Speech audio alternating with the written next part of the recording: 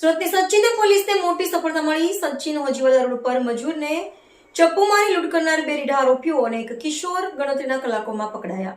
પોલીસે આરોપીઓ પાસેથી લૂંટના રોકડા રૂપિયા, ગુનામાં વપરાયેલ છરી અને એક્સેસ મોપેડ કબજે કર્યું।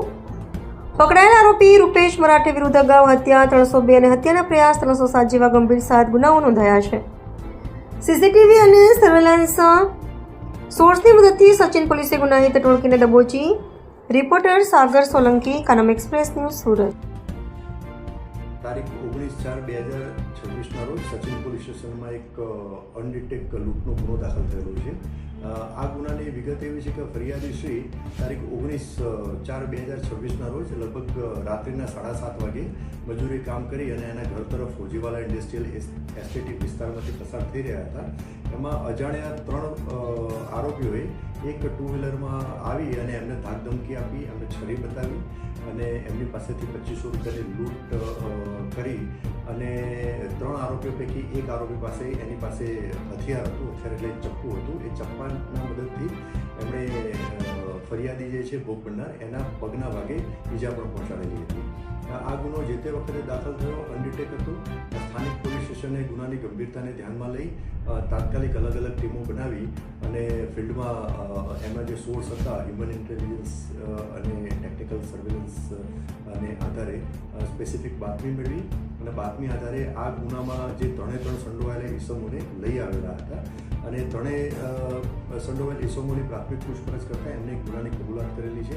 આ 3 ઈસમો પૈકી 2 ઈસમો મેજર છે અને એક ત્રીજો ઈસમ જે છે એ કાયદાના સંઘર્ષમાં આવેલ કિશોર છે। આ 3 ઈસમો પૈકી બે આરોપી જે છે જે મેજર છે એમાંથી એક આરોપી જે છે એનું નામ છે કલ્પેશ ફૂલચંદ પાટીલ। એ રહેવાસી છે, ડિંડોલી વિસ્તારનો રહેવાસી છે અને બીજા આરોપીનું નામ છે રૂપેશ શાલિગ્રામ ઉર્ફે સિલિક મરાઠે। એ પણ ડિંડોલી વિસ્તારનો રહેવાસી છે। આ બંને આરોપીઓ સિવાય એક કાયદાના સંઘર્ષમાં આવેલ કિશોરની પણ આમાં સંડોવણી જણાઈ આવેલ છે।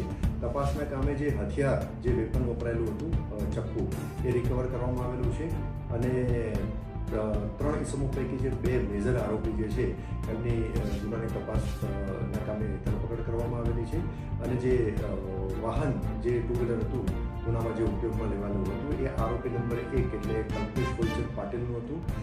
એ મોપેડ એક્સેસ પણ તપાસ દરમિયાન કબજે કરવામાં આવેલું છે।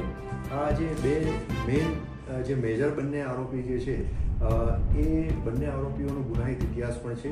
એટલે કે કલ્પેશ ફૂલચંદ પાટીલના વિરુદ્ધમાં ડિંડોલી પોલીસ સ્ટેશનમાં શરીર સંબંધી ગુનો દાખલ થયેલો છે અને તેના સિવાય જે રૂપેશ શાલિગ્રામ ઉર્ફે સિલિક મરાઠે એ ખૂબ જ રીઢો આરોપી છે। એમના વિરુદ્ધમાં ડિંડોલી પોલીસ સ્ટેશનમાં અલગ અલગ 7 ગુના દાખલ થયેલા છે। એમાં મિલકત સંબંધી ગુનાઓ અને શરીર સંબંધી ગુનાઓનો પણ સમાવેશ થાય છે અને ગુજસી ટોકનો ગુનો પણ એના વિરુદ્ધમાં દાખલ થયેલ છે અને એક શરીર સંબંધી ગુનામાં એક મર્ડરનો ગુનો પણ દાખલ થયેલ છે। આમ બંને આરોપીઓનો ગુનાહિત ઇતિહાસ છે। હાલમાં ગુના